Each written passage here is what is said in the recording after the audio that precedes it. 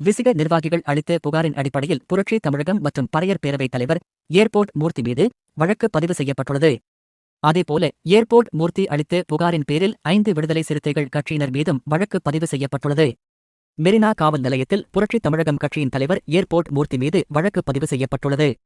விடுதலை சிறுத்தைகள் கட்சியினரை தாக்கியதாக அவர் மீது புகார் அளிக்கப்பட்ட நிலையில் இந்த நடவடிக்கை எடுக்கப்பட்டுள்ளது. பாமக நிறுவனர் ராமதாசுக்கு பாதுகாப்பு வழங்க வேண்டும் என்று கோரி டிஜிபி அலுவலகத்தில் மனு அளிக்க சிலர் வந்தனர்.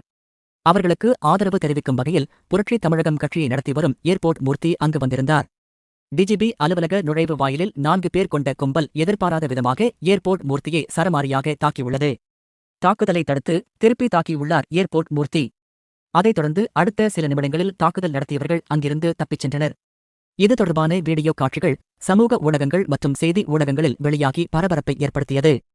இந்நிலையில் விடுதலை சிறுத்தைகள் கட்சியின் பிரமுகரான திலீபன் என்பவர் டீ கடையில் டீ குடித்துக் கொண்டிருந்த தங்களை ஏர்போர்ட் மூர்த்தி தகாத வார்த்தைகளால் திட்டியதோடு தாக்குதலும் நடத்தியதாக மெரினா காவல் நிலையத்தில் புகார் அளித்தார். இந்த புகாரின் அடிப்படையில் காவல்துறையினர் ஏர்போர்ட் மூர்த்தி மீது வழக்கு பதிவு செய்துள்ளனர். மேலும் ஏர்போர்ட் மூர்த்தி அளித்த புகாரின் பேரில் விடுதலை சிறுத்தைகள் கட்சியைச் சேர்ந்த 5 பேர் மீதும் வழக்கு பதிவு செய்யப்பட்டுள்ளது. டிஜிபி அலுவலக வாயிலில் இரு தரப்பினருக்கும் இடையே ஏற்பட்ட மோதலின் விளைவாக இந்த வழக்குகள் பதிவு செய்யப்பட்டுள்ளன.